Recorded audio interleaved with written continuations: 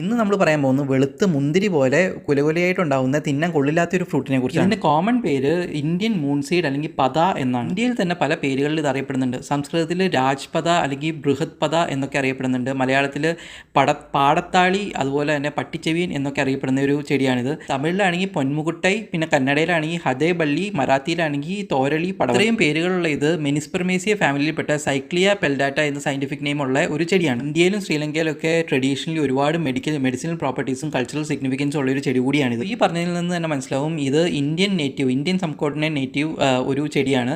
അതുപോലെ തന്നെ Indo China റീജിയൻസിലൊക്കെ തന്നെ ഇത് കണ്ടുവരുന്നുണ്ട്. അതായത് ശ്രീലങ്ക, മിയാൻമാർ, ബംഗ്ലാദേശ്, കംബോഡിയ, വിയറ്റ്നാം എന്നീ ഏരിയാസിലൊക്കെ ഇത് കണ്ടുവരുന്നുണ്ട്. ഇനി ഇതിൻ്റെ ഒരു കോമ്പോസിഷൻസിലേക്ക് വരാം. അതായത് പ്രധാനമായും നമുക്ക് പറയാനുള്ളത് ആൽക്കലോയിഡ്സ് പോലെയുള്ള ബയോആക്റ്റീവ് കോമ്പൗണ്ട്സ് ആണ്. ആൽക്കലോയിഡ്സ് എന്ന് പറഞ്ഞു കഴിഞ്ഞിട്ടുണ്ടെങ്കിൽ ഫാൻസിനോലൈൻ, അതുപോലെ തന്നെ ടെട്രാൻഡ്രൈൻ, അതുപോലെ തന്നെ സൈക്ലിയാനൊറൈൻ, സൈക്ലിയാൻഡ്രിൻ, സൈക്ലിയാക്യുറൈൻ, പിന്നെ സൈക്ലിയ പെൽറ്റൈൻ എന്നീ ആൽക്കലോയിഡ്സ് ആണ് ഇതിൽ പ്രസന്റ് ആയിട്ടുള്ളത്. ഈ alkaloids anti inflammatory and anti oxidant effects ഉൾപ്പെടെ ഫാർമക്കോളജിക്കൽ പ്രോപ്പർട്ടീസിലേക്ക് കോൺട്രിബ്യൂട്ട് ചെയ്യുന്നുണ്ട്. ഇത് ഉള്ളിലെടുത്ത് കഴിഞ്ഞിട്ടുണ്ടെങ്കിൽ ടോക്സിറ്റി ഉണ്ടോ എന്ന് ചോദിച്ചു കഴിഞ്ഞിട്ടുണ്ടെങ്കിൽ ഇപ്പോൾ സ്റ്റഡീസ് വെച്ചിട്ട് ചെറിയ ഡോസസ് ഒക്കെ സേഫ് ആയിട്ടാണ് കണക്കാക്കുന്നത്. അതായത് ഒരു 2 gram per kilogram ഒക്കെ ആനിമൽ ബോഡീസിലൊക്കെ സേഫ് ആയിട്ടാണ് കണക്കാക്കുന്നത്. എന്നാലും റിസ്ക് എടുത്ത് കഴിക്കാതിരിക്കുകയാണ് ഏറ്റവും നല്ലത്. ഇതിൻ്റെ കോമ്പണൻസ് വെച്ചിട്ട് ഹെൽത്ത് ബെനിഫിറ്റ്സും മെഡിക്കൽ പ്രോപ്പർട്ടീസും ഒക്കെ പറയുകയാണെങ്കിൽ ഡൈജസ്റ്റീവ് ഹെൽത്തിന് നല്ലതാണെന്നും നല്ലൊരു അപ്പറ്റൈസർ ആണെന്നും അതുപോലെ തന്നെ ഡൈജഷന് നല്ലതാണെന്നൊക്കെ പറയുന്നുണ്ട്. പക്ഷേ കഴിക്കുന്ന അത്ര നല്ല അഡ്വൈസബിൾ ആയിരിക്കില്ല. പിന്നെ ബ്ലഡ് പ്യൂരിഫിക്കേഷൻ നല്ലതാണെന്ന് പറയുന്നുണ്ട്.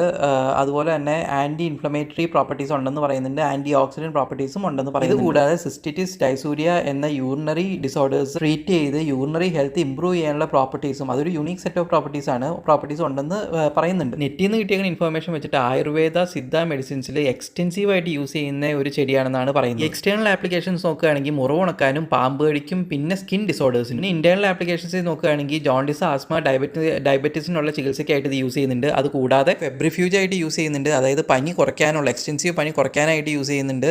അതുകൂടാതെ ലാക്സേറ്റീവ് ആയിട്ട് യൂസ് ചെയ്യുന്നുണ്ട്. അതായത് കോൺസ്റ്റിപ്പേഷൻ കുറയ്ക്കാനായിട്ട് യൂസ് ചെയ്യുന്നുണ്ട്. പിന്നെ ഏറ്റവും ആദ്യം പറഞ്ഞ മാതിരി ഒരു ഡൈജസ്റ്റീവ് എയ്ഡ് ആയിട്ട് യൂസ് ചെയ്യുന്നുണ്ട്. ഇനി ഇതിൻ്റെ ഒരു കൾച്ചറൽ സിഗ്നിഫിക്കൻസ് നോക്കുകയാണെങ്കിൽ ചരക സംഹിത, പിന്നെ സുശ്രുത സംഹിത എന്നീ ആയുർവേദിക് ടെക്സ്റ്റിൽ ഇതിനെക്കുറിച്ച് മെൻഷനിങ് ഉണ്ട്. ഈ പ്ലാന്റിൻ്റെ ഡിസ്ക്രിപ്ഷൻ പറയുകയാണെങ്കിൽ ഇതൊരു സ്പൈറൽ ട്വൈനിങ് ക്ലൈംബർ ആണ്. അതായത് ഒരു കോവൽ പോലെയാണ് ഇത് കയറി പോകുന്നത്. ഇലകൾ നല്ല ഹേർട്ട് ഷേപ്ഡ് ഇലകളാണ്. അതുപോലെ തന്നെ നല്ല പെയിൽ യെല്ലോ കളറിലാണ് ഇതിൻ്റെ പൂവുകൾ ഉള്ളത്. റൂട്ടാണെങ്കിൽ പച്ച കുരുമുളക് പോലെയാണ് ആദ്യം കിടക്കുന്നത്. പിന്നെ പഴുക്കുമ്പോഴേക്കും വെളുത്ത മുന്തിരിക്കൊലകൾ പോലെയാണ് ഇത് കാണുക. നവംബർ ടു ജനുവരി പിന്നെ ഏപ്രിൽ ടു ജൂൺ കാലഘട്ടത്തിലായിരിക്കും ഇത് പൂവിടുക. ഇതിൻ്റെ ഒരു ഗ്രോയിങ് കണ്ടീഷൻ പറയുകയാണെങ്കിൽ 600 to 1400 എബോവ് സീ ലെവൽ നല്ല ട്രോപ്പിക്കൽ ക്ലൈമറ്റ് ഉള്ള സെമി എവർഗ്രീൻ ആൻഡ് എവർഗ്രീൻ ഫോറസ്റ്റിലായിരിക്കും ഇത് ഏറ്റവും കൂടുതൽ വളരെ. ഇപ്പോൾ ഈ കാണുന്ന പോലെ ഫ്രൂട്ടിൻ്റെ അകത്തൊരു വൈറ്റ് ലിക്വിഡ് ആണുള്ളത്. അതുപോലെ തന്നെ ഒരു കുരുവും ഒത്ത നടുക്കായിട്ടുണ്ട്. കുരുവാണെങ്കിൽ നല്ല ബ്ലാക്ക് ഉണങ്ങിയ കുരുമുളക് പോലുള്ള കുരുവാണ്. അപ്പോൾ എല്ലാവർക്കും ഈ വീഡിയോ ഇഷ്ടപ്പെട്ടെങ്കിൽ ലൈക്ക് ചെയ്യുക, ഷെയർ ചെയ്യുക, സബ്സ്ക്രൈബ് ചെയ്യുക, കമൻറ്റ് ചെയ്യുക.